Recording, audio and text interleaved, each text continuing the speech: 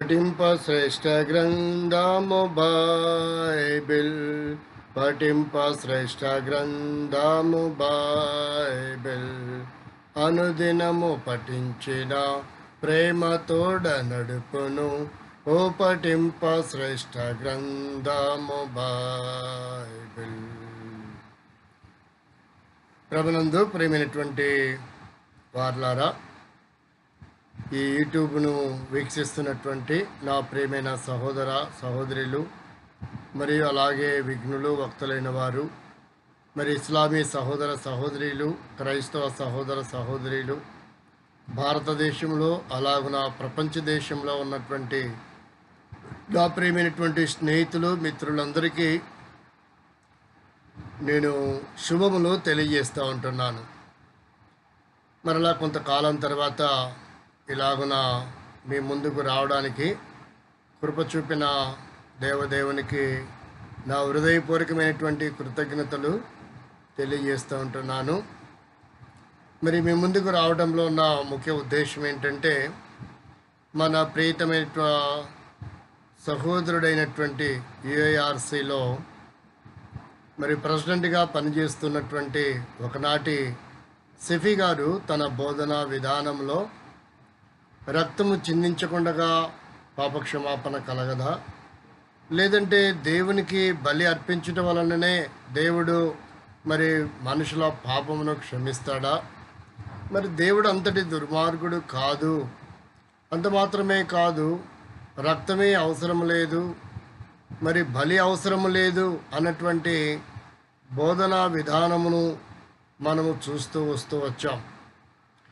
అయితే మరి సెఫీ గారు చెప్పిన దాంట్లో ఎంతవరకు వాస్తవం ఉంది, లేక ఖురాను గ్రంథములో, హదీసు గ్రంథాలలో రాయబడినటువంటి మరి లేఖన భాగములలో ఎంతవరకు వాస్తవం ఉంది, లేక సత్యవేద గ్రంథములో రాయబడినటువంటి లేఖన భాగములు ఎంతవరకు వాస్తవంలో అన్నటువంటి వాక్య భాగమును మనం ధ్యానించడానికి ముందుగా ఈ దిన ధ్యానాంశముగా మనము సత్యవేద గ్రంథం బైబిల్లో నుండి హెబ్రీ పత్రిక 10వ అధ్యాయము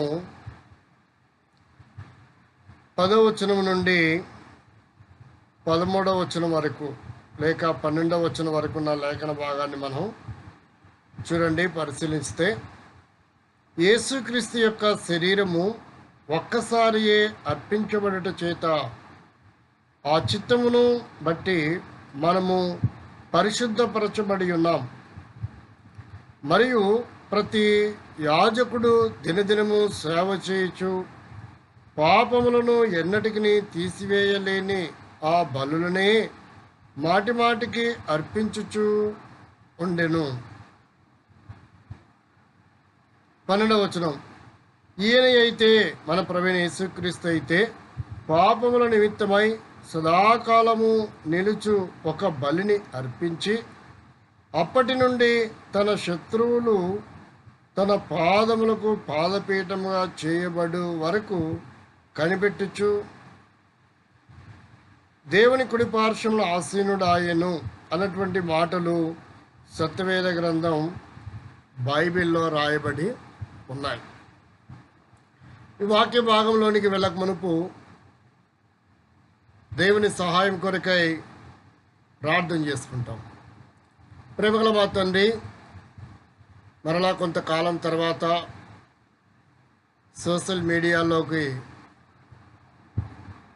ఈ వీడియో ద్వారా, ఈ వర్తమానం ద్వారా ప్రపంచంలో, భారతదేశంలో, తెలుగు రాష్ట్రాలలో సోషల్ మీడియా ద్వారా వీక్షిస్తున్నటువంటి వీక్షకులందరి దృష్టికి సెఫీ గారు బలి, రక్తము చిందించడం అవసరమా పాపక్షమాపణ కొరకు అన్నటువంటి బోధన విధానంకు సరైనదా, సత్యవేద గ్రంథంలో రాయబడినటువంటి లేఖనంలో సరైనవా పరీక్షించి పరిశోధించడానికి కొద్ది నిమిషములు సమయాన్ని అనుకూలపరచండి.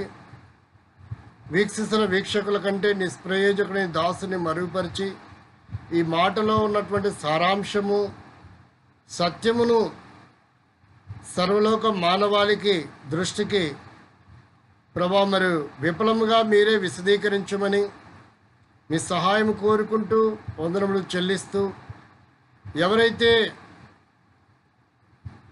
సత్యమును ఎరగలేనటువంటి పరిస్థితిలో ఉంటున్నారో, అసత్యమునే విశ్వసించేవారుగా ఉన్నారో, వారి అసత్యమును విశ్వసించే విధానములో నుండి సత్యమును విశ్వసించగలిగే స్థాయికి వారి మనోభావాన్ని తెరిచి, వారి హృదయమును తెరిచి ఈ మాటలను గ్రహించగలిగేటట్లు సహాయం చేయమని, సత్యమును ఎరిగి సత్యమును వెంబడించి సత్యమును అనుసరించి ఈ లోకములో జీవించగలిగేటట్లు, అనేకులని సత్యంలోకి నడిపించేటట్లు ఈ వర్తమానం ద్వారా మీ సహాయం చేస్తూ రావాల్సిన వేడుకొనుచు, అపోహలో జీవిస్తున్న వారిని దర్శించి సర్వసత్యంలోనికి మీరు నడిపించమని, సత్యమును గ్రహించి జీవించేటట్లు సహాయం చేస్తున్నామని వందనములు చెల్లిస్తూ, మనవులు యేసుక్రీస్తు వారి శక్తిగల నామములో స్తుతించి ప్రార్థిస్తుంటున్నాం తండ్రి, ఆమేన్. ప్రేమైనటువంటి వీక్షకులారా, ఈ మాటలను మీ గమనానికి తీసుకొని రావడంలో, ఎందుకంటే ఇప్పటికే లోకంలోనికి షఫీ గారి బోధన విధానము శరవేగముగా మరి అనేకుల గమనములోనికి, అనేకుల హృదయాలోచనలోనికి ఒక తప్పుడు సంకేతములు చేయబడినటువంటి విధానము నా వరకు నేను గమనించగలుగుతూ వచ్చాను. అయితే ఈ విషయంలో నేను కొంతకాలం ప్రార్థన చేస్తూ వచ్చాను. ప్రభు నాకు ఇచ్చిన తలంపును బట్టి, ప్రభు నాకు ఇచ్చిన భారమును బట్టి, మరి నాలాంటి సహోదరులు ఈ లోకములు అనేకులు, క్రైస్తవులైతేనేమి, క్రైస్తవేతరులైతేనేమి, ఇస్లామీ సహోదరులు అనబడుతున్న వారు అనేకులు ఉంటున్నారు గనక, అనేకులకు సత్యం అంటే ఏంటో సరైన విధానములో గ్రహించగలగడానికి అనుకూలంగా ఉండేటట్లు ఈ లేఖన భాగములను మీ గమనానికి తీసుకురావడానికి ఆ దేవాది దేవుడు ప్రేరేపించినటువంటి మాటలు మీ గమనానికి తీసుకొస్తుంటుండగా, సద్భావంతో, సదుద్దేశముతో,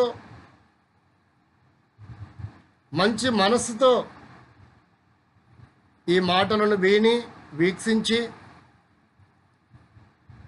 మీకున్నటువంటి పరిజ్ఞానాన్ని బట్టి, మీకున్నటువంటి గ్రంథాల పరిజ్ఞానాన్ని బట్టి మీరు ఇంకెక్కువగా సత్యాన్ని గ్రహించగలరని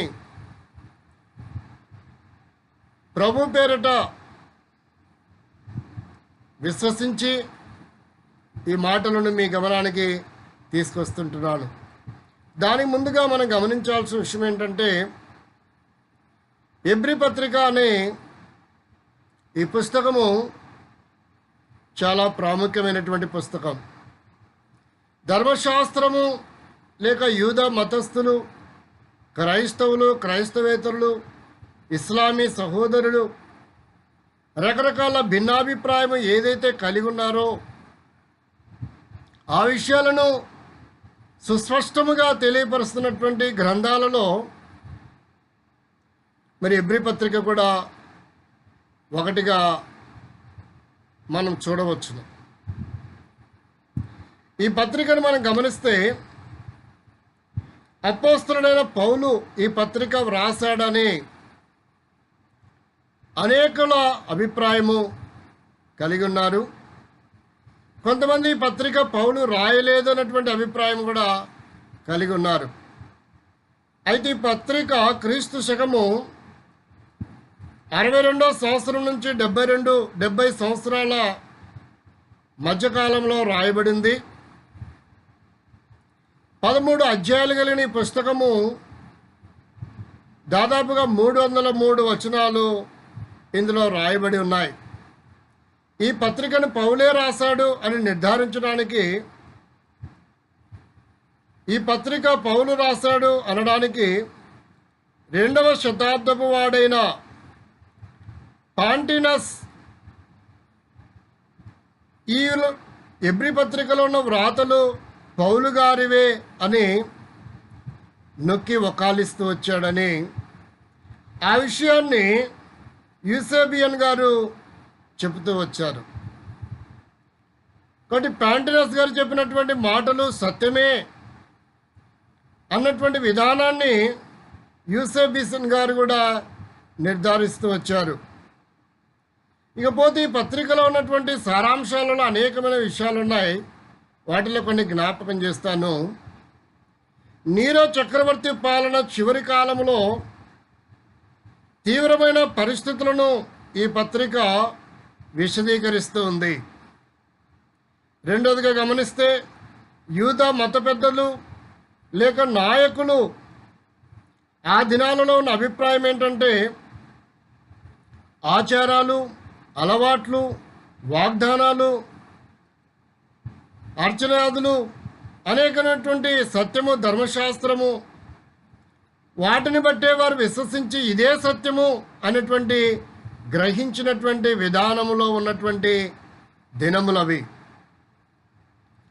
కనుకనే ఆచారాల వలన, అలవాట్ల వలన విమోచన, పాపక్షమాపణ, మోక్షము లేక స్వర్గము, పరలోకం వస్తుందని నమ్ముతున్నటువంటి ఆచారాలు అవి కాదు అని, అవి మూలోపపాఠములు మాత్రమే, కానీ వాటిని విడిచి సంపూర్ణులు కావాలి అని హెచ్చరిస్తున్నటువంటి పత్రిక అన్నిటిలో ఎబ్రీ పత్రిక కూడా ఒకటిగా రాయబడింది. అంత మాత్రమే కాదు, ధర్మశాస్త్రము చేయలేనటువంటి కార్యమును, అంటే పాత నిబంధన గ్రంథము చేయలేనటువంటి, ధర్మశాస్త్రం అంటే పాత నిబంధన గ్రంథమని, ధర్మశాస్త్రము చేయలేనటువంటి దానిని క్రొత్త నిబంధన గ్రంథం అనగా పాత నిబంధన కాలంలో ఉన్న ఈ బలులు ఏవైతే మోక్షానికి ఒక మానవుని నడిపించలేకపోతూ వచ్చాయో, పరిపూర్ణమైనటువంటి పవిత్రత, భక్తిలోనికి ఏ పాత నిబంధన కాలంలో ఉన్న ధర్మశాస్త్రం యొక్క బలులు చేయలేకపోతూ వచ్చాయో, క్రొత్త నిబంధనలో ఉన్నటువంటి ఏకైక బలి, క్రొత్త నిబంధనలో చిందించినటువంటి ఒకే ఒక రక్తము పరిశుద్ధమైనది, నిష్కలంకమైనది, నిర్దోషమైనది. అంటే బలి లేకుండా రక్తం రాదు. కాబట్టి అలాంటి బలి యేసుక్రీస్తు వారే. అలాంటి రక్తాన్ని చిందించిన వారు యేసుక్రీస్తు వారు మాత్రమే అని సుస్పష్టంగా విశదీకరిస్తున్నటువంటి విధానము క్రొత్త నిబంధన గ్రంథం యొక్క సారాంశం. అంటే పాత నిబంధన గ్రంథం యొక్క ధర్మశాస్త్రము ఛాయారూపకమైతే, క్రొత్త నిబంధన గ్రంథం యొక్క యేసుక్రీస్తు యొక్క బలి, రక్తము చిందించడము నిజమైనది, నిత్య జీవాన్ని కలిగించేదిగా ఉందని, ఈ మాటలు విశ్వసించే ఎంతటి ఘోర పాపి అయినా స్వర్గానికి, పరలోకానికి, జిన్నతికి వారసుడు అని క్రొత్త నిబంధన గ్రంథం యొక్క బలి, రక్తము చిందించే రక్తము యొక్క సారాంశము విశదీకరిస్తుందని ప్రభువైన యేసుక్రీస్తు వారి నామంలో ఎబ్రీ పత్రికలో ఉన్నటువంటి సంగతులను జ్ఞాపకం చేస్తూ ఉన్నాయి. కావాలంటే ఆ భాగంలో మనం గమనించవచ్చు. మన ప్రియతమైనటువంటి సహోదరుడు, ఇస్లామీ సహోదరుడు సెఫీ గారు చెప్తున్నటువంటి మాటలను చూడండి.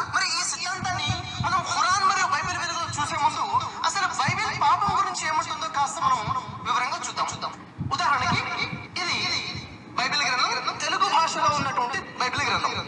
ఈ బైబిల్ గ్రంథంలో పాపము అన్న పదం అనేక సార్లు కనబడుతూ ఉంటుంది. ఈ తెలుగు భాషలో ఉన్న బైబిల్ గ్రంథము ఇంగ్లీష్ భాషలో ఉన్నటువంటి బైబిల్ నుంచి ట్రాన్స్లేషన్ చేయడం జరిగింది. ఎక్కడెక్కడైతే తెలుగు భాషలో పాపము అన్న పదం కనబడుతుందో ఆ ప్రాంతాల్లో ఇంగ్లీష్ బైబిల్లో SIN సిన్ అన్న పదం కనబడుతుంది. అయితే ఈ ఇంగ్లీష్ బైబిల్ ఏదైతే ఉందో, ఈ ఇంగ్లీష్ బైబిల్ లాటిన్ భాషలో ఉన్నటువంటి బైబిల్ నుంచి ట్రాన్స్లేషన్ చేయడం జరిగింది. లాటిన్ భాషలో ఉన్న బైబిల్ హెబ్రూ భాషలో ఉన్నటువంటి బైబిల్ నుంచి ట్రాన్స్లేషన్ చేయడం జరిగింది.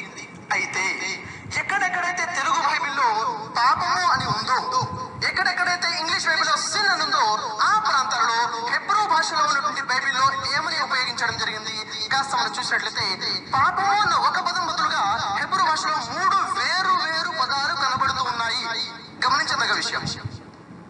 ఏమిటా పదాలు, వాటి అర్థాలు ఏమిటి అంటే, ఉదాహరణకి మొదటి పదము హాతా అనే పదం కనబడుతుంది, రెండవ పదము అవాన్ అనే పదం కనబడుతుంది, మూడో పదము పేషా అనే పదము కనబడుతుంది. వీటి అర్థాలు ఏమిటి చూడండి. ముందుగా హాత అంటే పొరపాటుగా చేసేటటువంటి పాపము, పొరపాటుగా జరిగిపోయింది, ఇది పాపము హాత అంటే. రెండోది అవాన్ అంటే అర్థం ఏమిటి, ఉద్దేశపూర్వకంగా ఈ తప్పు చెయ్యాలి అని నిర్ణయించుకొని ఉద్దేశపూర్వకంగా చేయడాన్ని అవాన్ అని అంటారు. ఇది రెండో రకమైనటువంటి పాపము హెబ్రూ భాషలో కనబడే పదం. మూడో పదము పేషా అనేటువంటి పదము, దీని అర్థం ఏమిటంటే దేవునికి తిరుగుబాటు ఉద్దేశంగా, ఎవరికి, దేవునికి, దేవుని ఆజ్ఞకి తిరుగుబాటు ఉద్దేశంగా చేసేటటువంటి ఆజ్ఞ అతిక్రమమే, చేసేటువంటి తప్పునే పేషా అని అంటారు. అయితే ఈ మూడింటికి తేడా ఉందా లేదా? పొరపాటుగా చేసే పాపానికి, ఉద్దేశపూర్వకంగా చేసే పాపానికి, దేవునికి వ్యతిరేకంగా చేసే పాపానికి చాలా తేడా ఉంది. ఈ 3 పదాలని 3 వేరు వేరు పదాలతో ట్రాన్స్లేషన్ చేయకుండా మూడింటి కూడా SIN సిన్ అని ఒకే ఒక పదంతో ట్రాన్స్లేషన్ చేశారు. దాన్ని తెలుగు భాషలో పాపము అని ఒకే ఒక పదంతో ట్రాన్స్లేషన్ చేయడం జరిగింది. అయితే ఇక్కడ మనం చూడవలసిన విషయం ఏమిటంటే, నేను ఇంత వివరంగా ఎందుకు చెప్తున్నానంటే, ఆదం అలైహిస్సలాం ఏదైతే పాపం చేశారు అని అంటున్నారో అది ఎలాంటి పాపము? ఆదం అలైహిస్సలాం, ఆదం వారు దేవుడికి తిరుగుబాటు ఉద్దేశంగా చేసినటువంటి పాపమా, దేవుడితో తిరుగుబాటు చేయాలి అని చేసినటువంటి పాపం అది పేషానా, లేక ఈ తప్పు చెయ్యాలి అని నిర్ణయించుకొని ఉద్దేశపూర్వకంగా చేసినటువంటి అవాన్ అనే పాపమా? కానే కాదే. ఈ రెండూ కాదన్న విషయం మనకు అర్థమవుతుంది. అయితే సోదర మహాశయులారా, మరి ఈ జన్మతా సిద్ధాంత పాపం ఏదైతే క్రైస్తవ సోదరులు బోధిస్తున్నారో దాని గురించి కాసింత వివరంగా మనం పరిశీలించినట్లయితే, వీరి సిద్ధాంతం ప్రకారంగా, వీరు చెప్తున్న సిద్ధాంతం ప్రకారంగా మానవుడు పుట్టుకతోనే పాపాన్ని కలిగి ఉన్నాడు. అంటే ఈ రోజు ఇప్పుడు పుట్టినటువంటి బాబు లేదా పాప కూడాను వీరి దృష్టిలో ఈ సిద్ధాంత ప్రకారంగా పాపియే పాపాన్ని కలిగి ఉన్నాడు. ఈ పాపం క్షమించబడాలంటే యేసు మా పాపాల కోసం చనిపోయాడన్న విషయాన్ని నమ్మాలి. ఒకవేళ నేను అడుగుతున్నాను, ఆ బాబు యేసు మా పాపాల కోసం చనిపోయాడన్న విషయం తెలియకుండానే 1 నెల వయసులో, 6 నెలల వయసులో, 1 సంవత్సరం వయసులో, 5 సంవత్సరాల వయసులో బాబుగా ఉన్నప్పుడే చనిపోయాడు, చిన్న పిల్లవాడిగా ఉన్నప్పుడే చనిపోతే తను పాపముతోనే చనిపోయాడు కదా. మరి పాపంతో చనిపోయింది ఆ బాబు, చనిపోతే. కాబట్టి మనం గమనిస్తూ వచ్చాము, సెఫీ గారి బోధన విధానము అర్థమవుతూ వచ్చింది. ఆ తర్వాత భాగంలో తను ఏం చెప్పే ఉద్దేశిస్తున్నాడంటే, బాల్యంలోనే పిల్లవాడు కనుక చనిపోతే అతడు నరకానికి పోవాల్సిందేనా? అంత మాత్రమే కాదు, యేసుక్రీస్తు దాన్ని ఒప్పుకోలేదు అని తర్వాత భాగంలో చెప్తాడు. మత్తయి సువార్త 19:13-14 వచనాల్లో ఏమంటే, చిన్నపిల్లలను ఆటంకపరచకండి, వారిని నా యొద్దకు రానివ్వండి, పరలోక రాజ్యము ఇలాంటి వారిదే అన్నాడు, కానీ ఇలాంటి పిల్లలదే అని చెప్పలేదు. సెఫీ గారు తన బోధనలో ఇలాంటి పిల్లలదే, కాబట్టి పిల్లలు పాపులు కాదు అని తాను ఆ తర్వాత భాగంలో ఆయన వర్తమానంలో చెబుతాడు.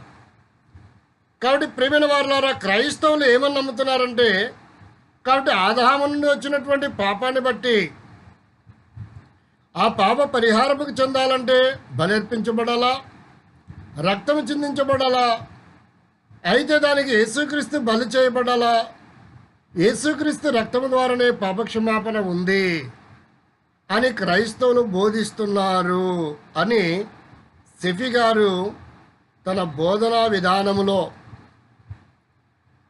మరి అక్కడున్నటువంటి వాక్య భాగము అర్థము కాక నా అభిప్రాయం ఏంటంటే, సెఫీ గారు ఒక మంచి వక్త అయిండొచ్చు, సెఫీ గారు మహాజ్ఞాని అయిండొచ్చు, సెఫీ గారు ఖురాన్ గ్రంథాన్ని ఆవుపూసలు పఠించిన వాడిగా ఉండొచ్చు.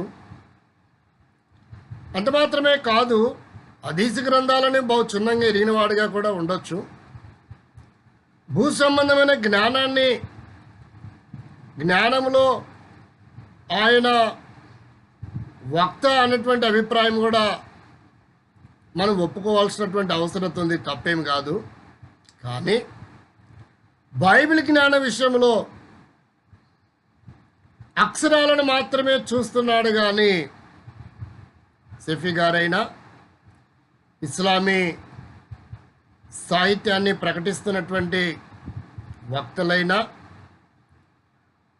మరి ప్రపంచంలో ఉన్నటువంటి మానవాళి అందరూ కూడా అక్షరాలను మాత్రమే చూస్తున్నారు.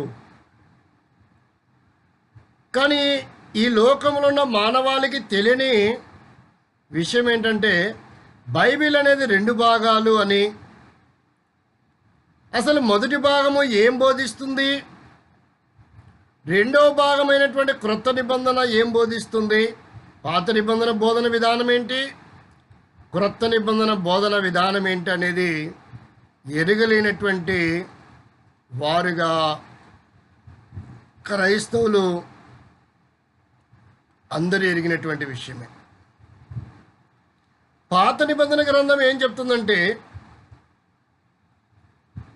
ధర్మశాస్త్రమును ఈ లోకానికి తీసుకొచ్చింది. ధర్మశాస్త్రం యొక్క పద్ధతులు పాటిస్తే దేవుడు క్షమిస్తాడు అని చెప్తూ వచ్చింది. అయితే ఆనాటి ప్రజలు ధర్మశాస్త్రాన్ని ఉల్లంఘించారు, దేవుని యొక్క సంకల్పాన్ని కూడా ఉల్లంఘిస్తూ వచ్చారు. పొరపాటుగా పాపం చేస్తే ఒక జంతువుని బలివ్వాలి అని బోధించింది ధర్మశాస్త్రం లేక పాత నిబంధన గ్రంథం. నరబలి చేయాలని పాత నిబంధన గ్రంథం చెప్పలేదు. అలాగనే క్రొత్త నిబంధన గ్రంథంలో కూడా మనుషులుగా పుట్టిన వారు నరబలి చేయబడాలా అని చెప్పలేదు. ఒకవేళ బలి గురించి మాట్లాడితే అది యేసుక్రీస్తుని గురించి మాత్రమే వర్తిస్తుంది. ఎందుకు అంటే యేసుక్రీస్తు ఆకారానికి నరుడిగా కనబడినా స్వాభావికంగా చూస్తే ఆయన నరుడు కాదు గనక ఆయన బలి అంగీకరించబడింది అనేది నా అభిప్రాయం. భక్తులైన వారు, విఘ్నులైన వారు త్రికరణ శుద్ధితో ఈ మాటలను పరిశీలించి పరిగణలోకి తీసుకుంటే మంచిదని యేసుక్రీస్తు నామములో విన్నవించుచుండగా చిత్తగించండి. ఈ మాటలను మనం గమనిస్తే మరి అలాగనుకుంటే బలే అవసరం లేదు, రక్తమే చిందించిన అవసరం లేదు అన్నటువంటి విధానంలో మన ప్రియతమైనటువంటి సహోదరుడు ఇస్లామీ సెఫీ గారు చెప్పినటువంటి మాటలు మనం వింటూ వచ్చాం. ఇంకా అనేకమైన సత్యాలు ఉన్నాయి. అనేకమైనటువంటి యూట్యూబ్లో ఆయన బోధన విధానాలు కూడా ఇప్పటికే విన్నవారు, పరిశీలిస్తున్నవారు ఉన్నారు. నా హృదయంలో దేవుడించినటువంటి భారాన్ని బట్టి ఖురాన్ గ్రంథంలో ఉన్నటువంటి విషయాలను మీ ముందుకు తీసుకురావాలని ప్రభు పేరట నేను ప్రేరేపించబడుతూ ఉన్నాను. ఈ ఖురాన్ గ్రంథము నేను రాసింది కాదు. ఈ ఖురాన్ గ్రంథము దేవుడిచ్చాడని, మహమ్మద్ గారి చేత రాయించాడని ఇస్లామీ వారందరూ కూడా విశ్వసిస్తున్నటువంటి మాటలు. అయితే ఈ భాగంలో ఏమున్నాయో ఈ గ్రంథంలో ఒక్కొక్కటిగా మనం పరిశీలిస్తాం. ఆ తర్వాత సత్యవేద గ్రంథం ఏం చెప్పిందో, ఎలాగన పాప క్షమాపణ వస్తుందో, దానికి యేసుక్రీస్తు బలి చేయబడ్డాడో లేదో అనేది కొన్ని మాటలు మనం చూస్తాం. రండి, దేవుని వాక్యంలో నుండి మనం కొన్ని మాటలు చూడడానికి ముందుగా ఖురాన్ గ్రంథంలో ఏమని రాయబడుతూ వచ్చిందో నేను మీకు చూపిస్తాను. ఒకవేళ మీ దగ్గర కూడా ఖురాన్ గ్రంథం ఉంటే తెలుగులో ఉన్నదాన్ని మీరు చూసి చదవచ్చు. చూడు, బాగా పరిశీలించండి. సూర 37వ సూరాలో 99 నుండి 113 వరకు ఉన్నటువంటి ఆయతులలో చూస్తే అక్కడ అండర్లైన్ చేసినటువంటి భాగాలు, అక్షరాలను మీరు పరిశీలించండి. ఇక్కడ అబ్రహాము ఇస్మాయేలుని బలి తీసుకెళ్ళినటువంటి అనుభవాలు ఉన్నాయి. మరి ఇక్కడ ఇస్మాయేలుని బలి ఇవ్వలేదు అని ఖురాన్ గ్రంథంలో ఉంది. అయితే ఆదికాండము బైబిల్ గ్రంథంలో 22 అధ్యాయాలు చూస్తే ఇస్సాకును బలి ఇవ్వడానికి తీసుకెళ్లాడని మనం చూస్తాం. అనేకుల క్రైస్తవులు ఎరిగినటువంటి విషయమే. అయితే అక్కడ ఇస్సాకును బలి ఇవ్వలేదు, కానీ దేవుడు అబ్రాహాంతో మాట్లాడి, నీ కుమారుని బలివద్దు, నీ కుమారునికి బదులుగా అదిగా అక్కడ పొట్టేలు ఉంది, దాన్ని బలివని 13వ వచనంలో రాయబడినట్టుగా మనం చూస్తున్నాం. అది ఆదికాండం 22 అధ్యాయం 13వ వచనంలో. ఈ ఖురాన్ గ్రంథంలో ఏమని రాయబడిందంటే, సూర 37 99 నుంచి 113 వరకు ఉన్నటువంటి లేఖన భాగంలో చూస్తే ఇక్కడ మాట్లాడుతున్నాడు, అబ్రహాం, నీవు కలను నిజం చేసి చూపించావు, సత్కారము చేసే వారికి మేము అలాంటి ప్రతిఫలం ఇచ్చాం. నిశ్చయముగా ఇది ఒక స్పష్టమైన పరీక్ష. మేము ఒక పెద్ద కుర్బానీని, కుర్బానీ అంటే బలి, ఒక పెద్ద కుర్బానీని పరిహారముగా ఇచ్చి ఆ బాలుని విడిపించుచున్నాము అని రాయబడింది. ఇక్కడ మనం గమనిస్తే మరి అల్లా కూడా బలిచ్చినటువంటి అనుభవం ఇక్కడ మనకు అర్థమవుతుంది. మరి ఇక్కడ కుమారునికి బదులుగా పొట్టేలిని బలిచ్చినట్టుగా ఇక్కడ 15 అని ఒక ఫుట్నోట్లో ఒక నంబర్ రాయబడింది. ఆ 15ని మనకి మనం పరిశీలించగలిగితే ఇక్కడ చూడండి, 15 అని నంబర్ ఇవ్వబడి నేను అండర్లైన్ చేశాను. ఆ మాటల్లో ఏమని రాయబడిందో నేను ఒకసారి జ్ఞాపకం చేస్తాను.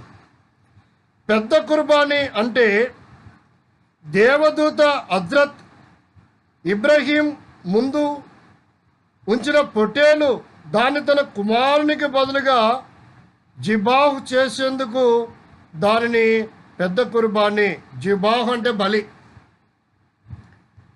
రక్తము అనేటువంటి విధానము ఇక్కడ మనకు అర్థమవుతుంది.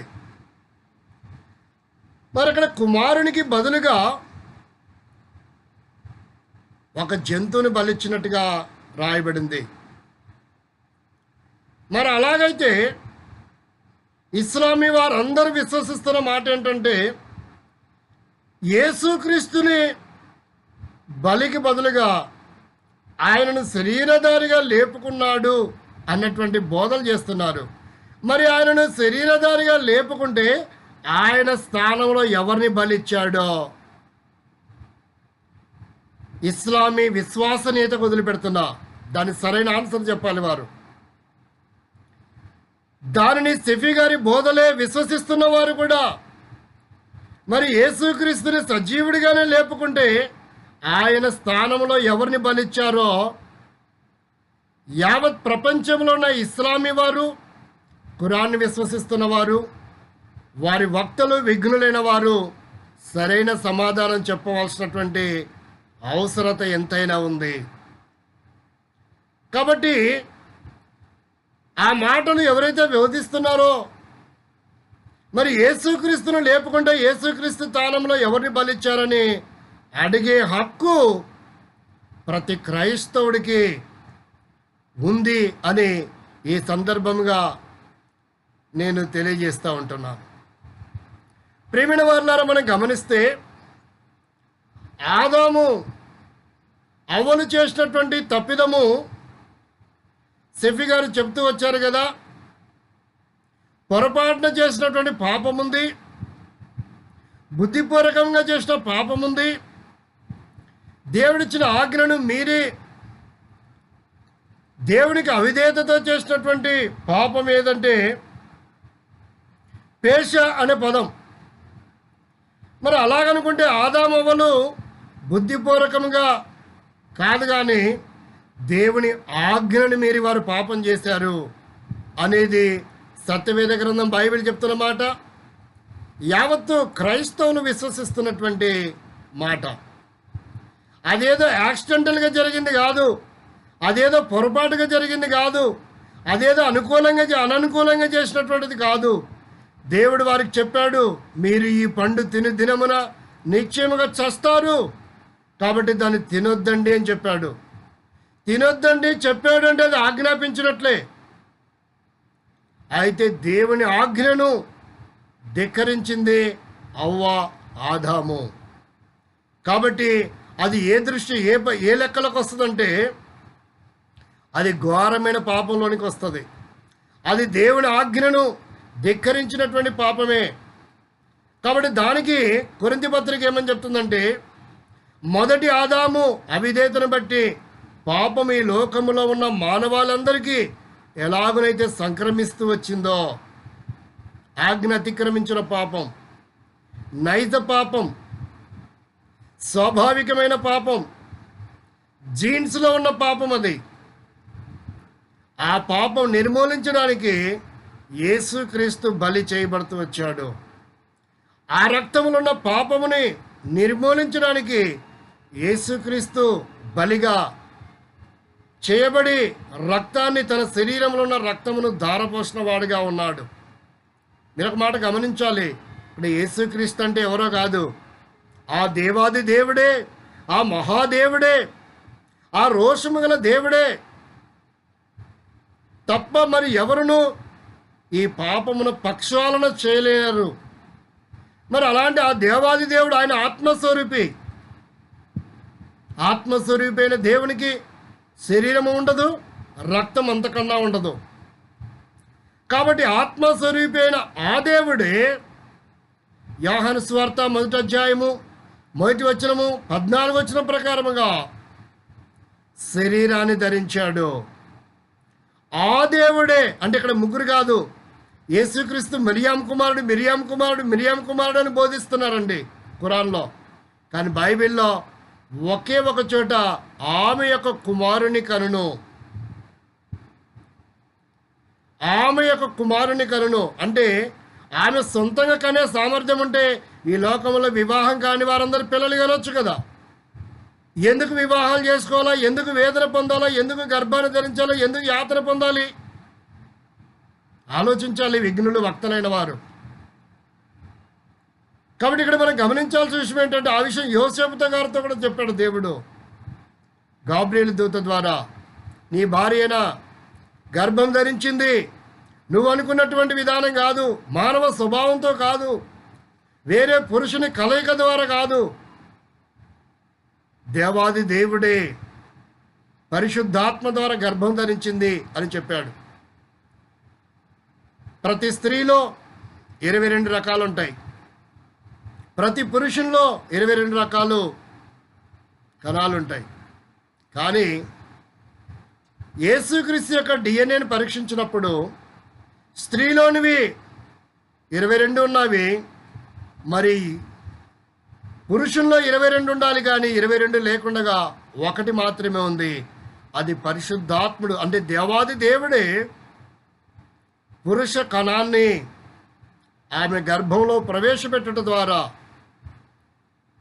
గర్భము ధరించింది. యేసుక్రీస్తు శరీరధారి ఈ లోకానికి వచ్చాడు అంటే 23 కణాలున్న డిఎన్ఏ ద్వారా నిర్ధారణ చేయబడుతూ వచ్చింది. 2016 సంవత్సరంలో డిఎన్ఏ పరీక్షలు చేశారు, సైంటిస్టులు నిర్ధారణ చేస్తూ వచ్చారు. కాబట్టి ప్రేమైన వారులారా, రకరకాల అపోహలు ఉన్నాయి. మనందరం ఈ భూమి మీద ఉన్నవారు ఒక తల్లి పిల్లలమేని డిఎన్ఏ 2016లో నిర్ధారణ చేసింది. కానీ మనందరం ఒక తల్లి పిల్లలమే కాదు, ఒక తండ్రి పిల్లలం కూడా అని బైబిల్ సత్యవేద గ్రంథం ఎప్పుడూ కొన్ని వేల సంవత్సరాల క్రితమే రాయబడి ఉన్నాయి. కాబట్టి సత్యాన్ని గ్రహించాలి. ఇకపోతే మరి ఆయన చెప్తున్నటువంటి మాట, షఫీ గారు చెప్తున్న మాట ఏంటంటే, పసిపిల్లలు పుట్టారు కదా, మరి ఏ పాపం చేయలేదు, బాల్యంలోనే చనిపోతారు, నరకానికి పోవాల్సిందేనా అన్నటువంటి మాటలు కూడా తన బోధన విధానంలో ఉన్నాయి. మరి ఆ వీడియో పూర్తిగా చూస్తే మనకు అర్థమవుతుంది. అయితే గమనించాల్సిన విషయం ఏంటంటే, పసిపిల్లల విషయంలో నైజ పాపం ఉంది, కర్మ పాపం లేదు అన్నటువంటిది మనం చూస్తున్నాం. ఇకపోతే షఫీ గారి బోధన విధానంలో మరొక మాట కూడా వాడతాడు ఆ వర్తమానంలో. మరి ఆదాము వల్ల నుండి వచ్చిన పాపం అయితే మొదటి ఆయన సంతానంలో ఏ వేలులో కూడా లేదు అన్నటువంటి ఆయన బోధన విధానంలో ఉంది. మరి ఆ దినాల్లో రక్తం చిందించలేదే అని అనుకుంటున్నాడు. చాలామందికి బైబిల్ పరిభాష కానీ, బైబిల్ యొక్క సారాంశము కానీ, ఈ లోకంలో ఎన్ని పిహెచ్డీలు చదువుకున్నా, ఎంతటి జ్ఞాని అయినా, ఎంతటి ఉత్తమైన పురుషులైనా, గురువులైనా, ఎవరికి అర్థం కాని సంగతి ఏంటంటే, బైబిల్ పరిజ్ఞానంలో చక్కగా అర్థం చేసుకోవాలంటే ధర్మశాస్త్రము రాకమునుపు మనస్సాక్షి పరిపాలిస్తూ వచ్చింది. కాబట్టి మనస్సాక్షికి లోబడి ఎవరైతే జీవిస్తారో భయపడి తప్పిదం చేయకుండా వారు మనస్సాక్షిని బట్టే నీతిమంతులు, మనస్సాక్షిని బట్టి జీవించిన జీవితాన్ని బట్టే వారు స్వర్గానికి వెళ్తారు, పరలోకానికి జిన్నత్తుకి వెళ్తారు అనేటువంటి సారాంశం బైబిల్ చెప్తుంది. రెండవది ఏంటంటే, మనస్సాక్షి కంటే అదనమైనది ఏంటంటే, మోషే ద్వారా వచ్చి తీసుకురాబడినటువంటిది భూమి మీదకి ధర్మశాస్త్రం. అంటే పాత నిబంధన కాలములో ధర్మశాస్త్రాన్ని పాటించి దాని ప్రకారంగా ఎవరైతే జీవిస్తారో వారే నీతిమంతులు. వారు మరణిస్తే మోక్షానికి, స్వర్గానికి, పరలోకానికి, జిన్నతికి వెళ్తారని ధర్మశాస్త్రం యొక్క విధానం చెప్తుంది. ఇకపోతే క్రొత్త నిబంధన కాలం యొక్క విధానం ఏంటంటే, ధర్మశాస్త్రము చేయలేనిది క్రొత్త నిబంధన. అంటే రక్తము ద్వారానే విమోచన. వాడు ఎంత ఘోర పాపి అయినా సరే ధర్మశాస్త్రము పాపివి అని చెప్పగలదు, కానీ పాపాన్ని నిర్మూలము చేయలేకపోతూ వచ్చింది. అంటే బలి అర్పించమని చెప్పింది, కానీ బలులు అర్పించడం వలన మరలా ఏటేటా పాపములు వారు చేస్తూనే వచ్చారు. పాపం ఎన్నటి కూడా పరిహారము చేయలేకపోతూ వచ్చింది. ధర్మశాస్త్రములో ఉన్నటువంటి బలి, రక్తము చిందించటం. కనుకనే క్రొత్త నిబంధన కాలం ఏంటంటే, అది యేసుక్రీస్తు యొక్క బలి యజ్ఞపశుగా బలిగా చేయబడాలా. ఆయన చిందించిన రక్తమే మానవాళిని పాప విముక్తుల్ని చేసి, ఇక ఒక్కసారే మరలా ఎవరు బలి చేయబడాల అవసరం లేదు, రక్తం చిందించబడాలని అవసరం లేదు. ఒక్కసారి చిందిస్తే చాలు, అది ఎన్ని యుగాలకైనా సరిపోతుంది. యేసుక్రీస్తు నామములో నీ రక్త ద్వారా నా పాపం కడుగు ప్రభు అని చిన్న మాట సూక్ష్మంలో మోక్షం ఎవరైతే అంటారో వెంటనే వారి పాపం క్షమించబడతాయి. వారు యుగయుగములు దేవుని కొరకే నీతిమంతులు అవుతారు. ఆ నీతిలోనే జీవించినట్లయితే ఇక ఎన్నడూ పాపం చేయకుండా వారు స్వర్గానికి, జిన్నత్కి, పరలోకానికి వారసులు అవుతారని తెలియపరిచే గ్రంథమే క్రొత్త నిబంధన గ్రంథము. ఇది బైబిల్ పరిజ్ఞానములో, పరిభాషలో ఉన్నటువంటి విధానం. ఈ విషయాలు ఈ లోకంలో ఎన్ని పిహెచ్డీలు చేసినా అర్థం కాదు. ఈ విషయాలు ఎంతటి జ్ఞానికైనా అర్థం కాదు. అలాగే ఇస్లామీ సహోదరులకు, భారతదేశపు విజ్ఞులకు, వక్తలకు, క్రైస్తవేతరులకు, మత గురువులు అనబడుతున్న వారికి కూడా అర్థం కానటువంటి సత్యం. కనుకనే ఈ దినాల్లో షఫీ గారు కానీ, ఇస్లామీ ప్రచారకులు కానీ, అది పురాతన కాలం మహమ్మద్ దిదాత గారు నుంచి జకీర్ నాయక్ గారు కానీ, ఇప్పుడు ప్రకటిస్తున్నటువంటి షఫీ గారు కానీ, అది 2018 సంవత్సరము మే నెల 10వ తారీఖు నుండే షఫీ గారు, సిరాజ్ రెహమాన్ గారు మరి యూఏఆర్స్కి రాజీనామా చేసినటువంటి విధానము అందరికీ విదితమే. మరి అంతకుముందు చేసినటువంటి బోధలకి, షఫీ గారు చేసిన బోధలకి ఎవరు సరైన సమాధానం ఇస్తారు? యూఏఆర్సీ ఇస్తుందా, లేక షఫీ గారు ఇస్తారా? కాబట్టి ఈ మాటలు విఘ్నులైన వారు, వక్తులైన వారు సావధానముతో సరైన విధానంలో సత్యాన్ని గ్రహించాలని ఈ మాటలను మీ గమనానికి తీసుకొని వస్తున్నాను. ఇక్కడ మనం చూసాం కదా, సూర 37 ఖురాన్ గ్రంథంలో మరి 99 నుండి 113 వరకు ఉన్నటువంటి లేఖన భాగంలో కుమారునికి బదులుగా పొట్టేలును బలిచ్చినట్టుగా రాయబడింది. అలాగనుకుంటే ఆ పాత నిబంధన గ్రంథం బైబిల్ గ్రంథంలో చూస్తే ఆది కాండంలోనే 3వ అధ్యాయంలో 21వ వచనంలో ఆదాము చేసిన తప్పిదమును బట్టి దేవుడు వారికి చెరపపు చొక్కాయిలను తొడిగించను అని రాయబడింది, చేయించి తొడిగించని రాయబడింది. మరి చెరపపు చొక్కాయిలు రావాలంటే ఏం కావాలి? ఒక జంతువు బలి చేయబడాలి.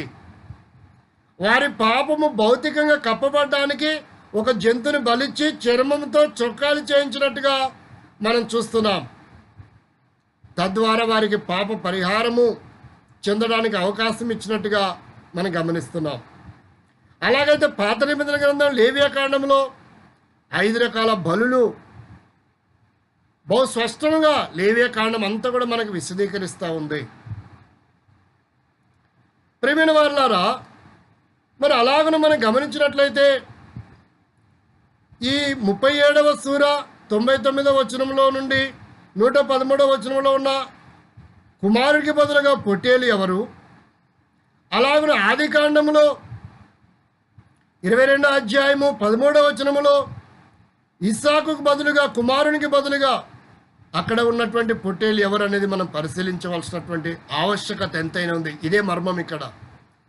ఇది ధ్యానించకుండానే ఏది పడితే అది మాట్లాడేస్తూ ఉన్నాడు, ఏది పడితే అది చెప్పేస్తూ ఉన్నాడు. ఖురాన్ గ్రంథాన్ని క్షుణ్ణంగా చదవలేనటువంటి ఇస్లామీ సహోదరులు మోసపోతున్నారు.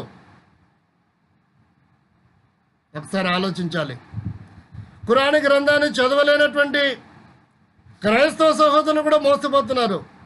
ఖురాన్ గ్రంథమును క్షుణ్ణంగా చదవలేనటువంటి, బైబిల్ గ్రంథాన్ని ధ్యానం చేయలేనటువంటి క్రైస్తవేతరులు కూడా అబ్బా సెఫీ గారు చెప్పింది ఎంత బాగుందో అని జేజేలు కొట్టి చప్పట్లు కొట్టేవారుగా జేజేలు చెప్పించుకొని చప్పట్లు కొట్టించుకున్నట్టుగా విధానం మనకు అర్థమవుతుంది. అబ్బా ఏం చెప్పాడండి, క్రైస్తవులని చిత్తుగా ఓడిస్తున్నాడండి మా సెఫీ గారు అనుకున్నటువంటి బుద్ధిహీనమైనటువంటి ఆలోచనలు ఇస్లామీ సహోదరుల్లో మనకు కనబడతా ఉన్నాయి. ఇది ఎవరినో తప్పు పట్టడానికే కానీ నేను ఈ మాటలు మీ గమనాన్ని తీసుకొని రావడం లేదు. సత్యాన్ని సరైన విధానములుగా మనం పరిశీలించాలి. గ్రంథాల పరిజ్ఞానములో పరిశీలించాలి.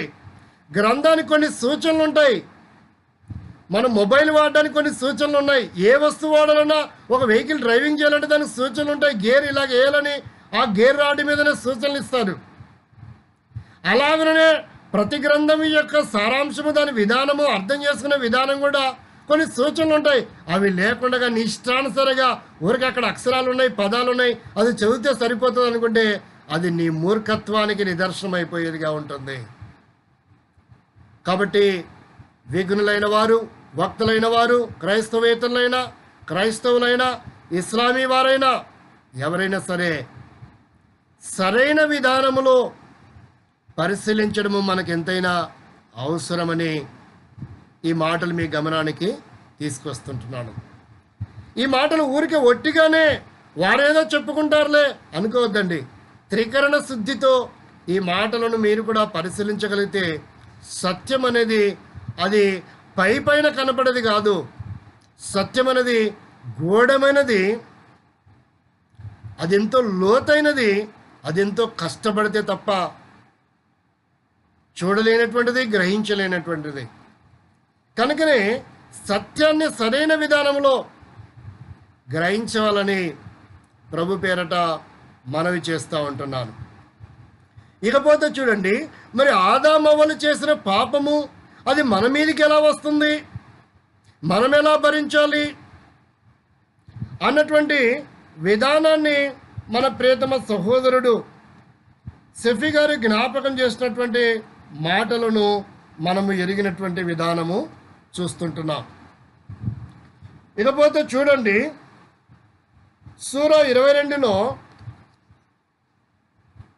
ఖురాన్ గ్రంథం సూరా 22లో 33 మరియు 36లో,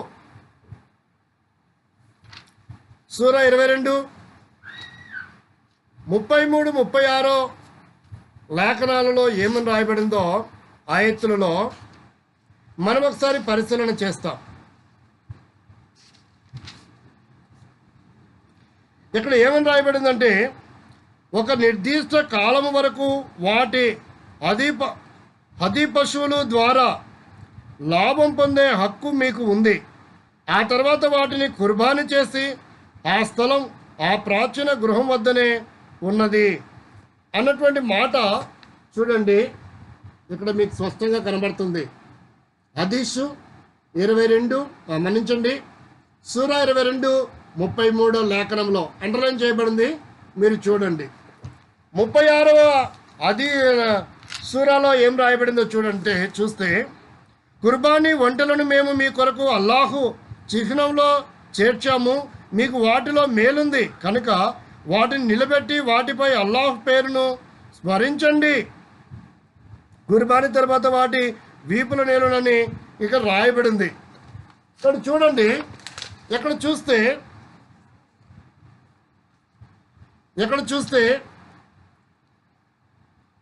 22వ సూరా 36వ ఆయతులో చూస్తే ఇలా రాయబడింది. ఇక్కడ మనం జ్ఞాపకం చేస్తే, మరి ఎందుకని వీరు వంటను భుజిస్తున్నట్టుగా మనం చూస్తున్నాం?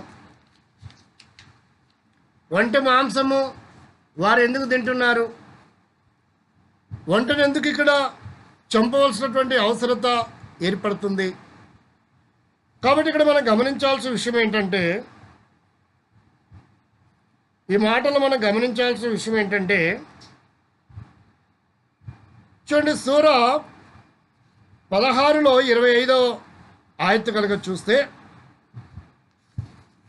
సూరా 16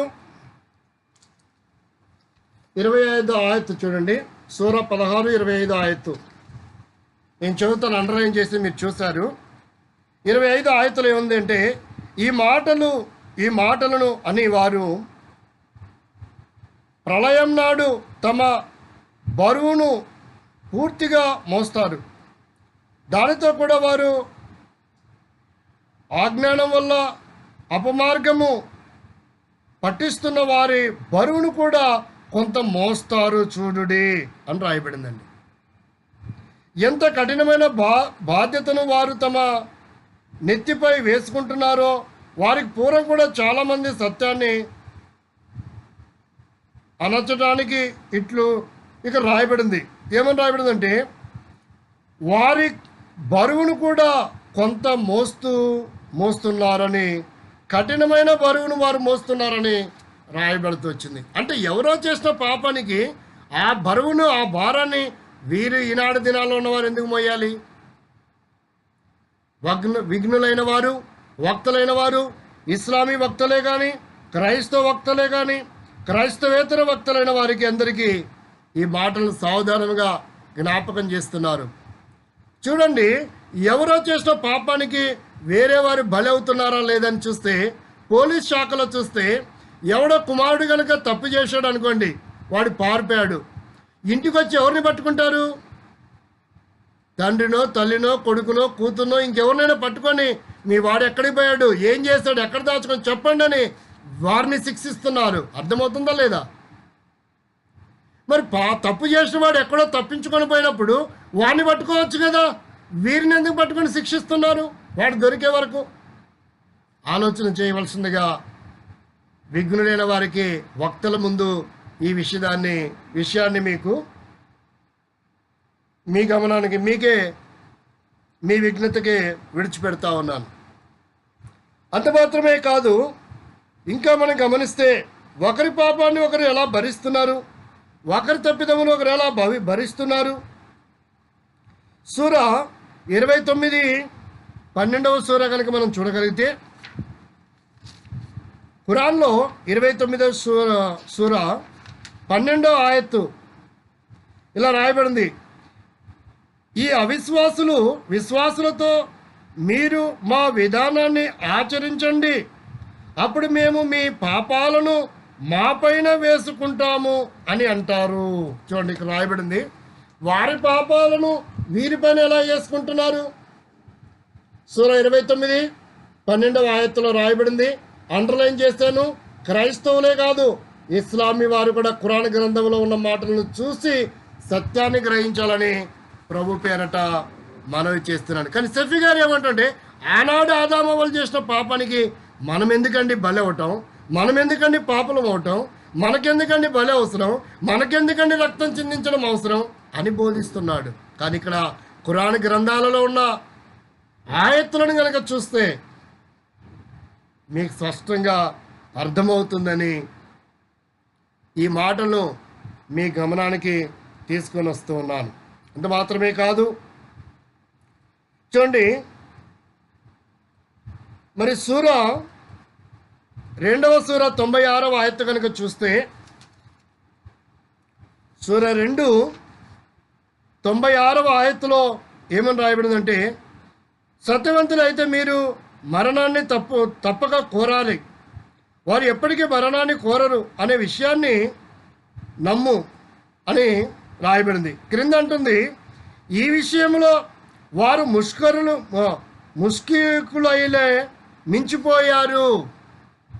వారిలో ఒక్కొక్కరు వ్యక్తి ఏదో ఒక విధంగా 1000 సంవత్సరాలు బ్రతకాలని కోరుకుంటాడు, కానీ దీర్ఘాయువు వారిని శిక్ష నుండి ఎంతమాత్రం తప్పించలేదు. వారు ఏ ఏ పనులు చేస్తున్నారో వాటిని అల్లాహ్ చూస్తూనే ఉన్నాడు అని రాయబడిందండి. చూడండి, సూర 2:96 ఆయత్తులో వారి యొక్క తప్పిదములను ఎలాగున ఖురాన్ గ్రంథంలో లిఖించబడి ఉన్నాయో చూడండి. వారు అంటే ఎవరు? ధర్మశాస్త్రమును కలిగినటువంటి వారు, అంటే మన పితరులు. మరి ధర్మశాస్త్రమును వారు పాటించలేక దేవుని ఉగ్రతకి గురై వారు ఆజ్ఞ తప్పిపోయి వారు మరణించారు. ఇక్కడ అంటుంది, ఈ విషయంలో వారు ముస్లికులకనే మించిన వారు, అంటే వారు దేవుని ఆజ్ఞని మీరించి మరణమైపోయారు. కానీ ఇప్పుడున్న వారు వారికంటే ఎక్కువగా దేవుని ఆజ్ఞని మీరి జీవిస్తున్నారు అన్నటువంటి మాటలు ఖురాన్ గ్రంథంలో మనం చూస్తున్నామండి. 96వ ఆయత్తులో, సూర 2:96 ఆయత్తులో ఈ మాటలు రాయబడి ఉన్నాయి. మరి సెఫీ గారు ఎవరికి బోధిస్తున్నాడు? ఖురాన్ గ్రంథం చెప్పేది తప్ప? మరి తప్పైతే ఇలా ఈ మాటలు ఎందుకు రాసుకున్నారు? బైబిల్ గ్రంథం చెప్పేది సత్యం, కనుకనే ఖురాన్ గ్రంథంలో కూడా ఆయా సందర్భాల్లో అవి రాయబడి ఉన్నాయి. బైబిల్ ఎన్నటికీ అసత్యం కాదు. మిటిమిటి జ్ఞానం ఉన్న వాడికి అర్థం కాలేదనుకో బైబిల్, అంత మాత్రాన బైబిల్ తప్పు అవుతుందా? ఏయో కొన్ని పదాలు అర్థం కాదు, నాకు అర్థం కాలేదండి, చూడండి ఇలాగుంది కాబట్టి ఇది తప్పండి అంటే నమ్మాలా? ఇప్పుడు నేను ఎన్నడూ కూడా బస్సు ఎక్కనండి, ఎక్కాల్సిన అవసరం నాకు లేదు. నేను బస్సు ఎక్కలేదు కాబట్టి అది బస్సు కాదని చెప్తానా? చెబితే అది సత్యమా? నేను బస్సు ఎక్కలేదు కనుక అది బస్సు కాదంటనా? ఖురాన్ని వారి బైబిల్ని సంపూర్ణంగా లేఖనాన్ని, యేసుక్రీస్తు యొక్క బలియజ్ఞాన్ని, రక్తం చిందించడాన్ని వారు నమ్మలేదు కనుక బైబిల్ చెప్పేది తప్పంటే మరి అందరు నమ్మాలా? ఆలోచించండి ఒకసారి. విఘ్నులైన వారు, వక్తలైన వారు పరిశీలించండి. అంత మాత్రమే కాదు, అలా చెప్పాలంటే చాలా సంగతులు ఈ ఖురాన్ గ్రంథంలో నుండి చూడవచ్చు మనం. అంత మాత్రమే కాదు, సూర 11:109 ఆయత్తులో చూస్తే చూడండి, సూర 11:109 ఆయత్తులో ఏమని రాయబడిందంటే, సూర 11:109 ఆయత్తులో చూడండి, కనుక ప్రవక్త వారు ఆరాధిస్తున్న దేవులను గురించి నీవు ఏ సందేహానికి గురికాకు. పూర్వం వారి తాత ముత్తాతలను చేసినట్లుగానే వారు కూడా అందులై పూజా పురస్కారములు చేసుకుంటూ పోతున్నారు. మేము వారికి ఇవ్వవలసిన దానిని వారికి పూర్తిగా ఇస్తున్నాం, ఎలాంటి తప్పులు లేకుండా అని రాయబడింది. చూడండి, సూర 11వ సూర 109వ ఆయత్తు పరిశీలించండి. ఏం తప్పు కాదండి, సత్యం ఖురాన్లో ఉన్నాయి, జ్ఞాపకం చేస్తున్నాం. అంటే వారి పితరులకు మేము ఇచ్చాం, తాత ముత్తాతల కాలం నుంచి వారు ఆజ్ఞ అతిక్రమించారు అన్నటువంటి మాటలు ఇక్కడ జ్ఞాపకం చేయబడుతున్నాయి. అంత మాత్రమే కాదు, వారు పూజా పురస్కారాలు చేసుకుంటూ పోతున్నారు అని కూడా రాయబడింది. అంటే ఇక్కడ పూజ పురస్కారం అంటే మనం ఆలోచించవచ్చు, దేవుని ఆజ్ఞను మీరి మోసే కాలంలోనే దూడను వారు పూజించారు, సేవించారు, ఆరాధించారు అని. కాబట్టి పితరుల వల్ల ఈ దినాల్లో కూడా అనేకులు పూజలు పురస్కారములు దేవుని ఆజ్ఞని మీరి వారిష్టానుసారంగా జీవిస్తూ దేవునికి అవిధేయులై దేవుని ఆజ్ఞను ఉల్లంఘిస్తూ వారి ఉగ్రతను కొని తెచ్చుకుంటున్నారని బైబిల్ గ్రంథం చెప్పింది. దాని నుంచి విడిపించడానికే ఒక యజ్ఞ పశువుగా బలిగా యేసుక్రీస్తు ద్వారా రక్తం చిందించి పాపపక్షాలను చేయాలనుకున్నాడు దేవాది దేవుడు. మరి ఇక్కడ చెప్తున్న మాటకు వారు కూడా అలాగే జీవిస్తారు అని దాన్ని ఎలా పరిగణించుకోవాలి? మరి ఈ పాపానికి పరిహారం ఎలా జరుగుతుంది?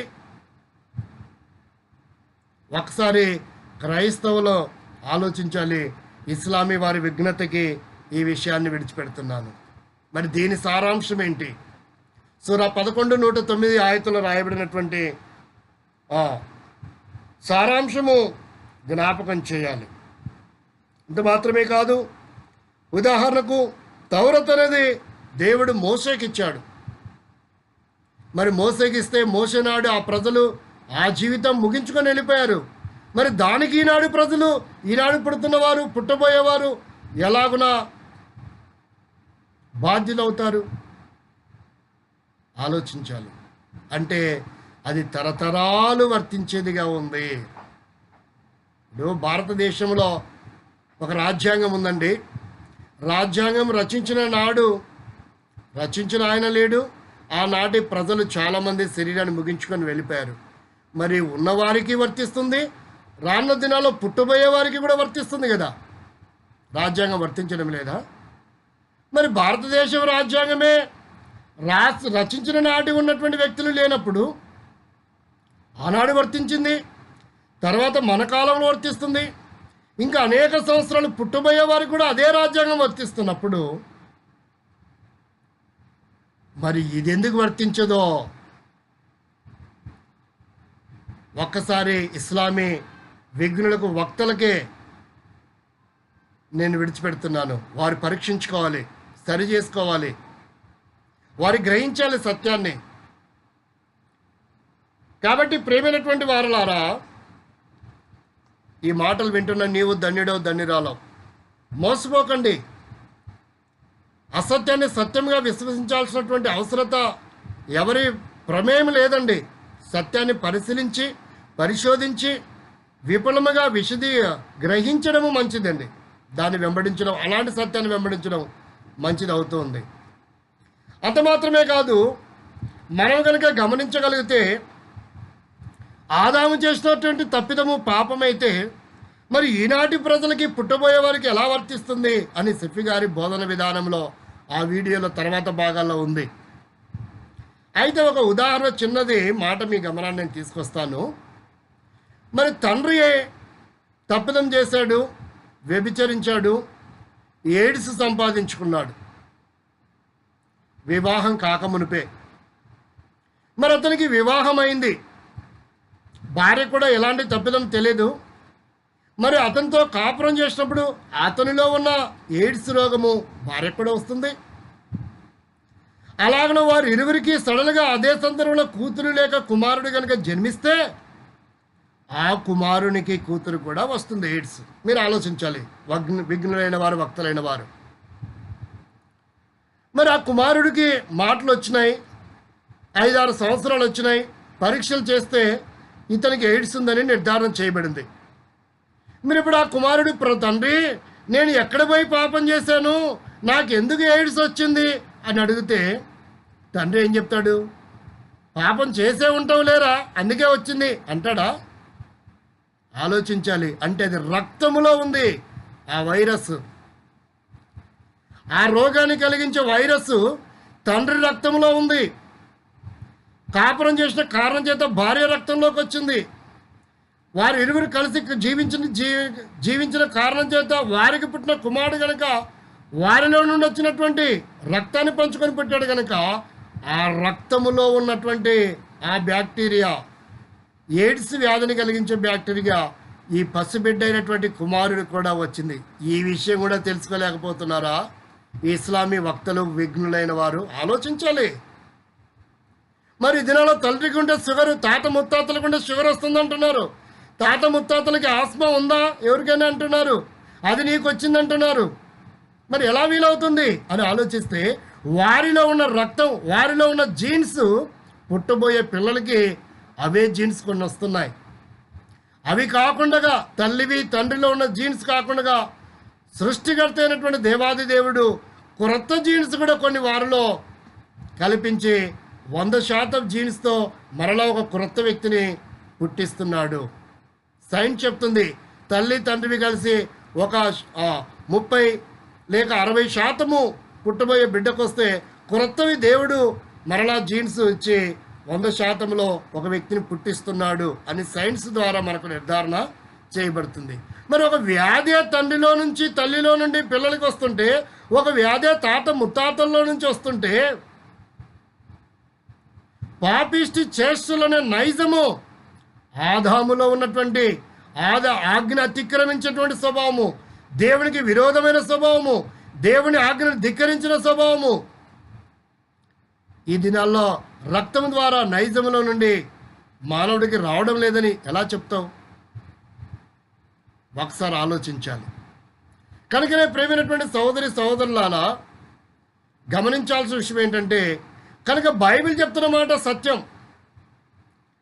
ఆదాములో నుండి వచ్చినటువంటి అవిధేయతను బట్టి బైబిల్ చెప్తున్న మాట ఏంటంటే, చూడండి రోమాపత్రిక చెప్తుంది.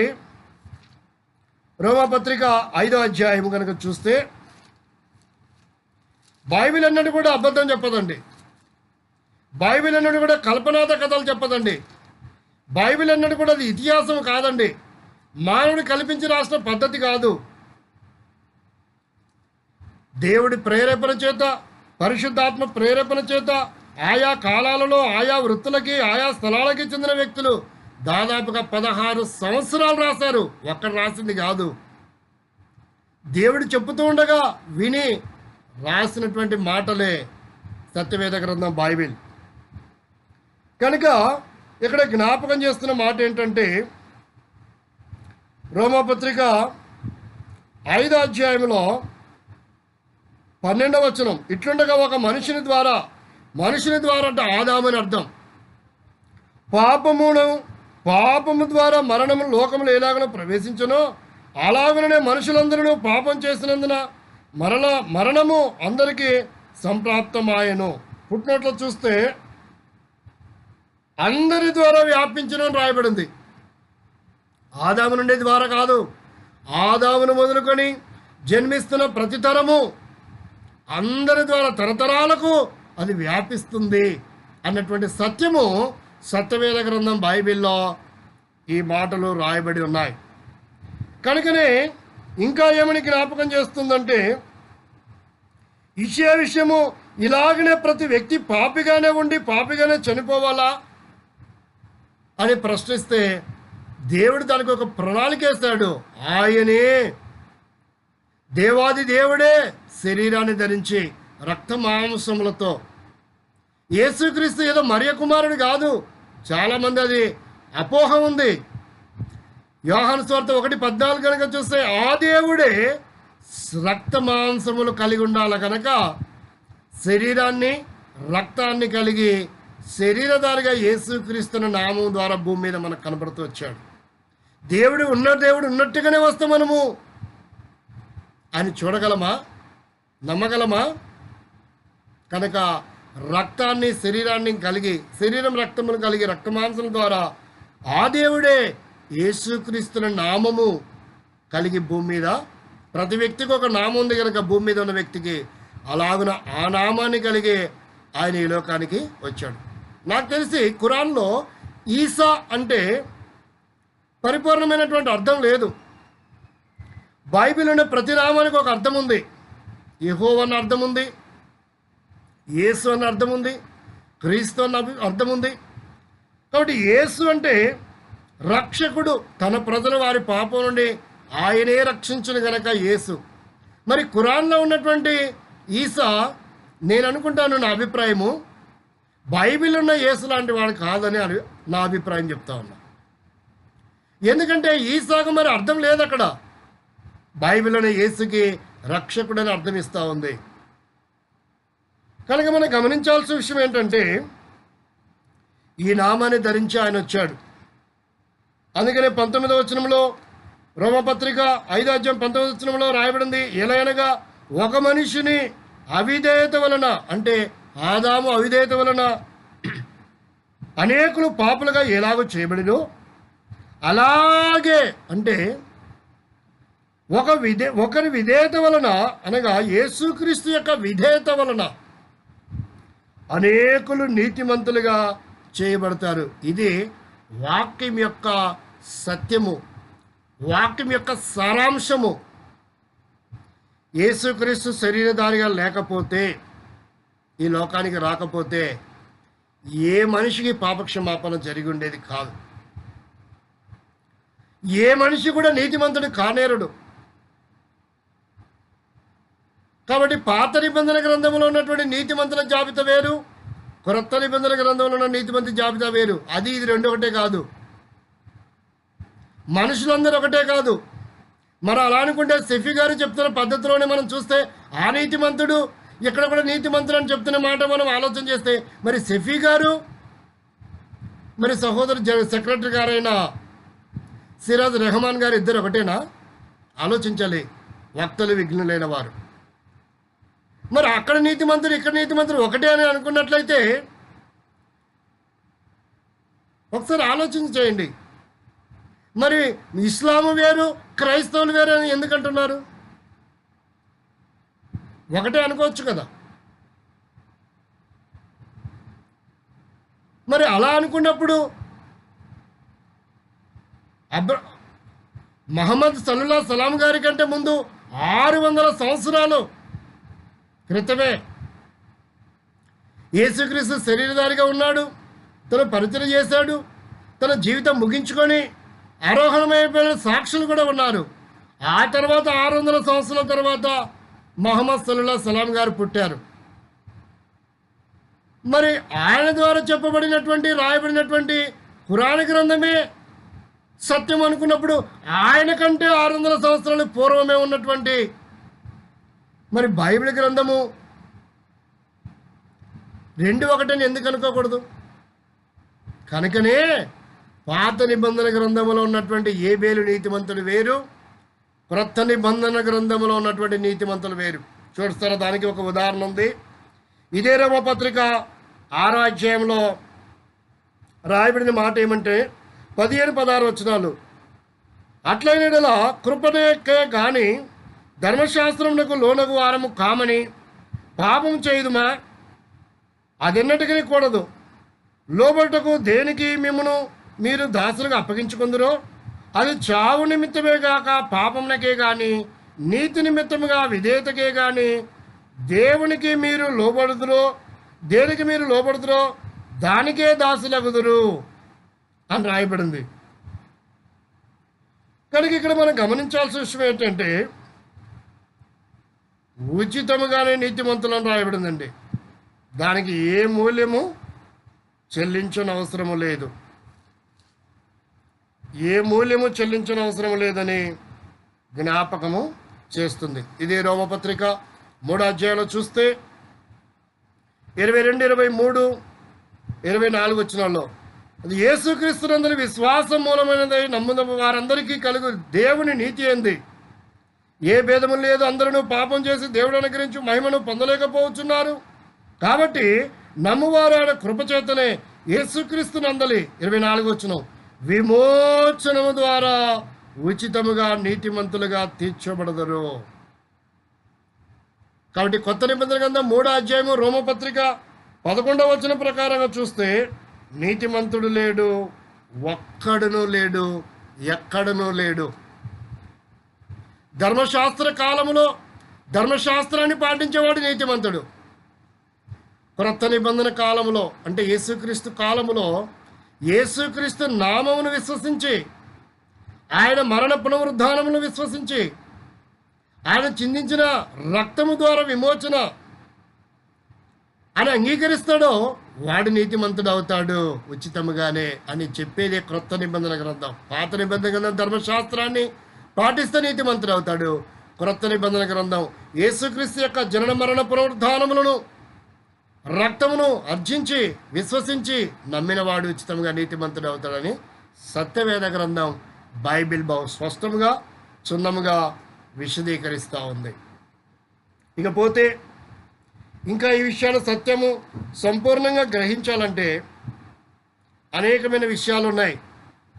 ఇప్పుడు చదివే సమయము లేదు, మీరు తర్వాత చూసుకోండి. హెబ్రీ పత్రిక 10వ అధ్యాయము 9, 10, 11 వచనాలలో మరియు హెబ్రీ పత్రిక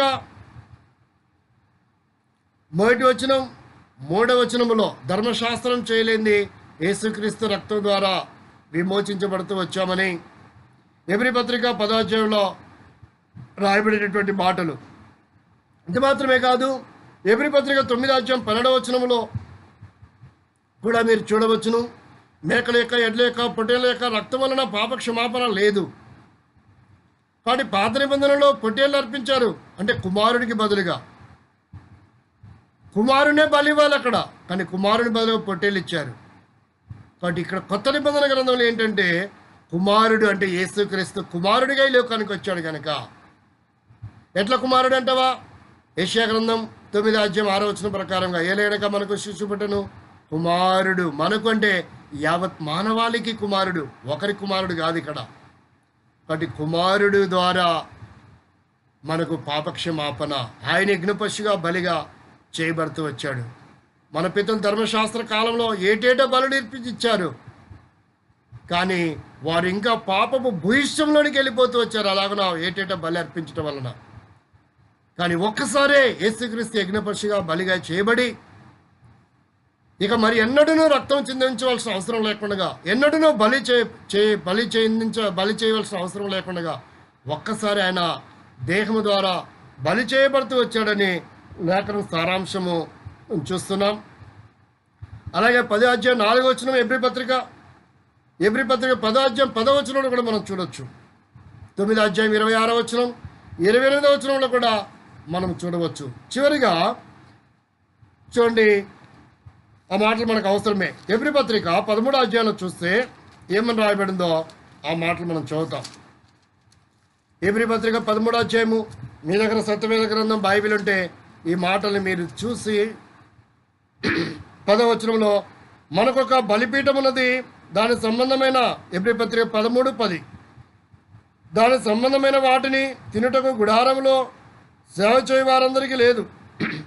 వేటి రక్తము పాప 11వ వచనం చూడండి, వేటి రక్తము పాప పరిహారార్థముగా పరిశుద్ధ స్థలంలోనికి ప్రధాన యాజకుల చేత తేబడును, ఆ జంతువుల కళేబరములు శిబిరములకు వెలుపట దహింపబడును. ఇది ఛాయగా మనం చూస్తున్నాం. శిబిరం వెలకట దేహము. ఇక్కడ క్రొత్త నిబంధనలు చూస్తే దాని అర్థం ఏంటంటే 12వ వచనం, కావున యేసు కూడా తన స్వరక్తము చేత ప్రజలను పరిశుద్ధపరచుటకై గవిని వెలుపట శ్రమ పొందెను. కాబట్టి ఊరి వెలుపట ఆయన కపాలపడిన స్థలములో భూమికి ఆకాశం మధ్యన ఆ కలవరి శిలువ మీద వేలాడదీయబడుతూ వచ్చాడు.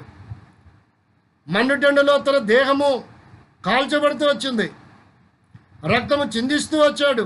ఆయన బ్రతుకున్నప్పుడే నేను సిలువ వేయబడతాను, చంపబడతాను, పాపల చేతికి అప్పగించబడతానని గ్రంథాల్లో లేఖనాలు ఉన్నాయి. యేసుక్రీస్తు కూడా స్వయంగా చెప్పినటువంటి మాటలు యోహాను సువార్తలో మనం చూడవచ్చు. దాదాపుగా ఆ మాటలు చూస్తే ఒకే చోట ఖురాన్ గ్రంథములో సూర 4 157 158 ఆయత్తులో ఉన్న ఒక మాటను పట్టుకొని వాదించడమే తప్ప మూర్ఖత వలన బైబిల్ ఎన్నో చోట్ల యేసుక్రీస్తు జన్మించక పూర్వం నుంచి ఉన్నటువంటి మాటలు ఎందుకు విశ్వసించడం లేదు? యేసుక్రీస్తు స్వయాన మాట్లాడిన మాటలు ఎందుకు నమ్మలేకపోతున్నారు, విశ్వసించలేకపోతున్నారు? ఒకదాన్ని పట్టుకొని ఇంత సాగదీస్తూ ఉన్నారు తప్ప సత్యవేద గ్రంథములు ఎన్నో చోట రాయబడినటువంటి మాటలు ఎందుకు అర్థం కావడం లేదు? శరీరధారికి ఉన్న దినాల్లో యేసుక్రీస్తు శిష్యులు సాక్షులు మొదటి శతాబ్దంలోనే 50వ సంవత్సరంలో 70వ సంవత్సరంలో మొదటి శతాబ్దంలో 80వ సంవత్సరంలో కూడా ఎంతోమంది చరిత్రకారులు యేసుక్రీస్తు శిలువ మరణం చెంది తిరిగి లేచాడని చరిత్రలో రాశారు. వాటిని నమ్మరు. యేసుక్రీస్తు మరణించి సమాజంలో తిరిగి లేచిన తర్వాత 600 సంవత్సరాల తర్వాత రాయబడినటువంటి గ్రంథం ఖురాన్ గ్రంథము ఒకచోట రాయబడినటువంటి మాటనే ఎందుకు పట్టుకుంటున్నారో మరి నాకు అర్థం కావడం లేదు. ఒకసారి ఆలోచించండి.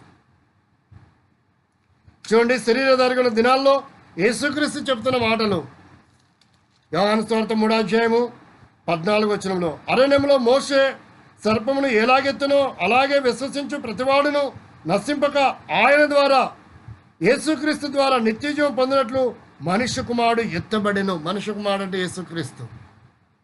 ఆయన మనుష్యుడిగా, కుమారుడిగా, మానవుడిగా ఈ లోకానికి వచ్చాడు. దీని కొరకే సెఫీ గారు చెప్పాడు, ఇత్తడి సర్పము కాదు, కర్ర సర్పమైంది, ఆ సర్పాన్ని ఎత్తాడు అని బోధించిన బోధ కూడా సెఫీ గారిది ఉంది. ఆ కర్ర శరీరధారిగా ఉందా, ఆ సర్పము చనిపోయి ఉందా అంటే అసలు అక్కడ ఇత్తడి సర్పాన్ని వేలాడదీశాడు. ఆ ఇత్తడి సర్పపు ప్రతిమను చూసినాను బ్రతికారు. దాని సాదృశ్యమే యేసుక్రీస్తు ఎత్తబడ్డాడు. ఆయన విశ్వాసం ఉంచి ఆ రక్తంలో కడగబడిన వారందరూ నీతిమంతులు అవుతారు, మోక్షానికి వారసులు అవుతారు అనేది పాత నిబంధన గ్రంథంలో ఉన్నటువంటి ఇత్తడి సర్పము ఎత్తబడిన దాన్ని చూసిన వారందరూ బ్రతికారు అనడానికి సాదృశ్యం. ఈ మాటలు షఫీ గారికి అర్థం కాదు. సత్యాన్ని గ్రహించడం లేదు. ఏదో అక్షరాలు చూస్తున్నాడు, అదే కరెక్ట్ అనుకుంటున్నాడు. ఇంకేముంది, నేను పందిని నందిని చేశాను అనుకుంటున్నాడు. బుద్ధిహీనమైనటువంటి ఆలోచనలు. కాబట్టి క్రైస్తవేతరులైనా ఇస్లామీ వారైనా బైబిల్ సత్యం ఎప్పటికీ, బైబిల్లో ఉన్నది ఒక పొల్లైన అక్షరమైన ఎన్నడూ మారదు. ఒకవేళ తర్జుమాలో ఏదైనా అక్షరాలు పదాలు మారిపోయి వచ్చిండొచ్చేమో కానీ బైబిల్ ఎన్నటికీ మారదు. ఒకవేళ తర్జుమా చేసినప్పుడు చక్కగా అందరికీ అనుకూలమైన పదం ఏదైనా రాయబడి ఉండొచ్చు కానీ బైబిల్ వాక్యం మారదు. తర్జుమాలో ఉండే పదం మారిండొచ్చు. కాబట్టి ప్రియమైన వారలారా, సత్యాన్ని గ్రహించాలని ప్రభు పేరట మనవి చేస్తున్నాం. ఎవరైతే యేసుక్రీస్తు శరీరధారిగా వచ్చాడని నమ్మి యేసుక్రీస్తు యజ్ఞ పశుగా బలిగా చేయబడ్డాడు, గవిని వెలుపడ వేలాడదీయబడ్డాడు, చనిపోయి సమాజపడి తిరిగి లేచాడు, మృత్యుంజయ లేచాడు, ఆయన చిందించిన రక్తధారలే విమోచన కలిగించేడిగా ఉన్నాయని బైబిల్ సెలవిస్తూ ఉంది. కనుక ప్రభువైన యేసునందు విశ్వాసం ఉంచుము. యేసు రక్తం ప్రతి పాపము నుండి నిన్ను కడిగి పవిత్రపరిచి నీతిమంతురాలుగా చేసి నిత్య అగ్నిగుణం తప్పించి నిత్య రాజ్యానికి నిన్ను వారసులుగా చేస్తుంది. కాబట్టి నరబలి అవసరం లేదు. యేసుక్రీస్తే యజ్ఞ పశుగా బలిగా చేయబడి తన రక్తాన్ని చిందించాడని సత్యవేద గ్రంథం సెలవిస్తూ ఉంది. కనుక ఈ మాటలు ఎవరైతే విశ్వసిస్తారో త్రికరణ శుద్ధితో ఈ మాటలను విశ్వసించి సావధానంతో, సద్భావంతో, సదుద్దేశంతో ఈ మాటలను పరిశీలించి పరిశోధించి సత్యాన్ని గ్రహించి దానికి లోబడి జీవిస్తే నిత్య మోక్షం ఉందని, స్వర్గం ఉందని, అగ్నిగుణం తప్పుతుందని, జన్నత్తుందని తెలుసుకోవాలని, సత్యాన్ని గ్రహించాలని యేసుక్రీస్తు నామములో ఈ మాటలు జ్ఞాపకం చేస్తున్నాను. ఎవరైతే ఈ మాటలు వింటున్నారో, ఎవరైతే తీర్మానం చేసుకుంటున్నారో, సత్యాన్ని గ్రహిస్తున్నారో, షఫీ గారి యొక్క బోధలు సరైనవి కాదని పరిశీలించి పరిశోధించి ఖురాన్లో నుంచి బైబిల్ నుంచి పరీక్షించి సత్యాన్ని గ్రహించాలని నిర్ణయించుకొని యేసుక్రీస్తుని వెంబడించాలని, యేసుక్రీస్తు యందు నమ్మకం ఉంచాలని, యేసుక్రీస్తు ద్వారానే ఆయన రక్త ద్వారానే పాప విమోచనని ఎవరైతే నమ్ముతున్నారో వారి పాపలు క్షమించబడుతున్నాయి.